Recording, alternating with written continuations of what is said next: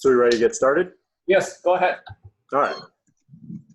So the first question is obviously, what is a living trust? A living trust is a legal document that holds title to your assets. It allows you to benefit from them during your life, and then you can transfer those assets to your designated beneficiaries upon your death.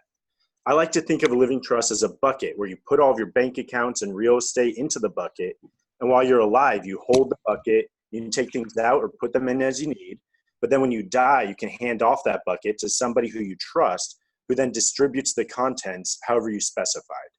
There are a lot of different names for a living trust, like the family trust or revocable trust, but they're all the same type of entity. So the next question is naturally, who should have a trust? I have 3 red flags for who I think should have a trust. The first is anyone who owns real estate. This is important because all real estate has to go to probate in California. The second is anyone with minor children. This is important because the trust is the best tool to be able to make sure that your children are taken care of if something happens to you prematurely. You can provide for them financially in whatever distribution pattern that you really feel is appropriate for them, and you can appoint guardians to take care of them after you're gone. That way you avoid having them go to foster care, which is a possibility. The third is if you have assets worth $150,000 or more. Now, the importance of this magic number is that is the threshold for full-blown probate in California. So even if you're just kind of approaching this, you don't know what the number is going to be when you die, it's important to have a trust in place. Now, something to note with this number is it's the gross value. So if you have a lot of loans, mortgages on real estate and anything else, the state of California doesn't care about that when they determine whether or not you're going to go to probate. All right, so if you have any one of these, you should really think about having a trust. Here's a short list of some of the benefits that you can get by having a living trust. A few things that we've already discussed are like protecting your dependents in case something happens to you. If you're worth tens of millions of dollars, you can also reduce or eliminate your estate taxes, but that doesn't really seem to affect that many people. And then the contents of your estate remain private if you die and you have a trust in place.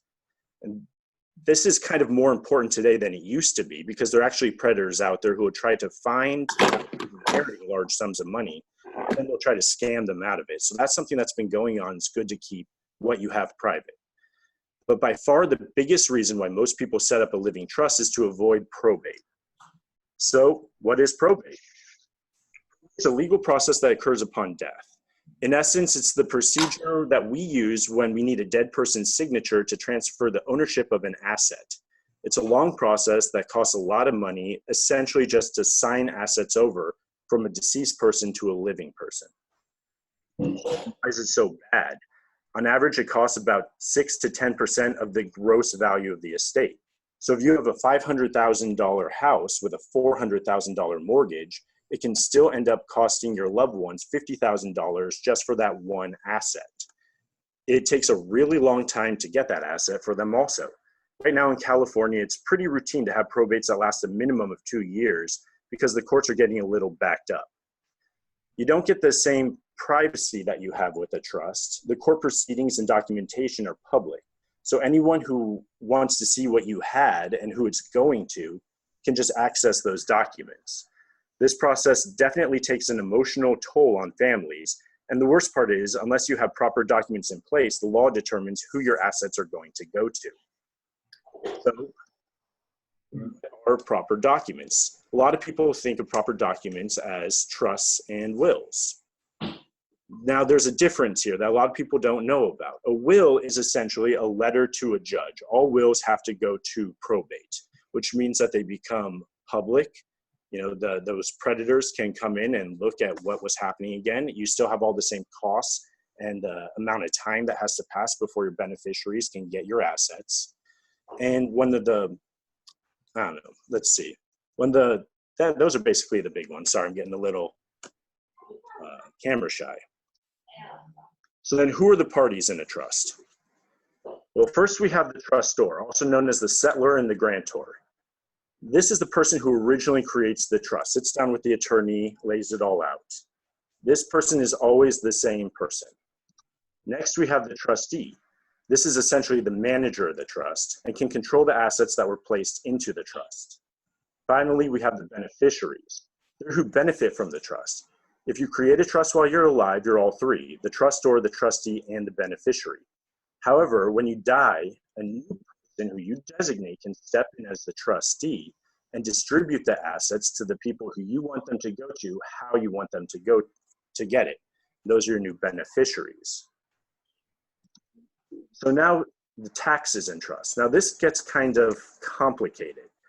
You have to understand what a step up in basis is. And what that basically means is that if you buy an asset at a given level and then it appreciates, if you sell it during your life, you have to pay capital gains on that appreciation amount. A step up in basis is bringing that whatever you bought it for and bringing it up to the fair market value at the time. So on the day that an owner of a property dies, his heirs will inherit the property at the fair market value, which eliminates the capital gains.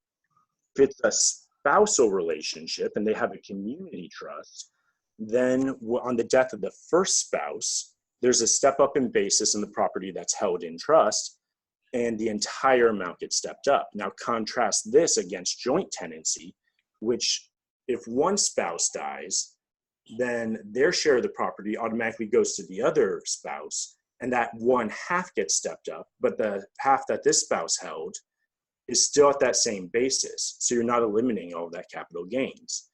Now, when this spouse dies, beneficiaries get another step up in basis to the fair market value at the time of the second death.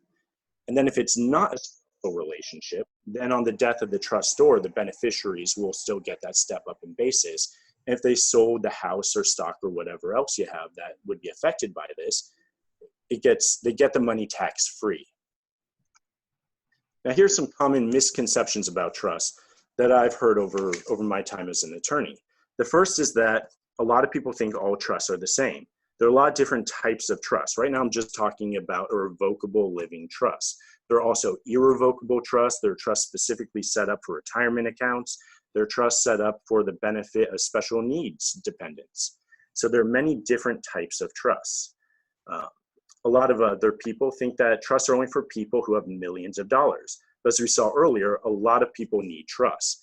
Assets worth $150,000 or more, owning real estate, or having minor children are the three big reasons I think that anyone should have a trust. Many people also think that a living trust can protect your assets in case of a lawsuit. This is not really true. A living trust does a lot of great things, but it can't do everything. There are ways to protect certain assets from liability, and that's something that we could get into a bigger discussion on, but it's too much to really cover here, and it's very much on a case-by-case basis. Some people think that living trust only benefits someone after you die. As I alluded to earlier, trust can play a major role in protecting you in the event that you become incapacitated and need someone to look after your affairs while you're sick or you're in a nursing home. A major reason why a lot of people don't create a living trust because they think it's too complicated or too expensive to set up. At my law office, we charge $6.95 to create a living trust for clients. It normally only takes a few weeks. Some clients like to take a little bit longer to review it, but we can have it done in as little as 24 hours if there's some urgency for it. The complete living trust package is more than just a trust document. It's a collection of legal documents that all work together to make sure your estate is protected, whether something happens to you tomorrow or 30 years from now. If you have additional questions or would like help setting up a trust, feel free to reach out to me. My contact information is on the screen. Great, thank you, David. So actually, I know David is last year. David helped me set up my family trust. Okay, before when I was a real estate agent, doing all the transitions in California, I would say more than 50% property is holding by trust. So people was wondering why so many people have a trust holding their property.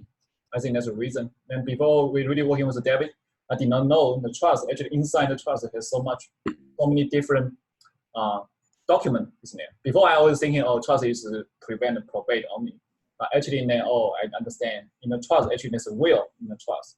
And also even when you're incapacity, the trust already have an arrangement in advance. So I would say it's great. The fee compared to the probate cost, actually really is nothing. I would say, yeah. Any question from Bob and Joanne? I'm good. Thanks for the information. Yeah. Any questions? Yeah, I have a question about my assets in Florida. If you can do a trust for me here, that will cover everything. Okay, so I'm only licensed in California. I can set up a California trust, but a California trust is good in all 50 states. So a California trust can hold your Florida assets.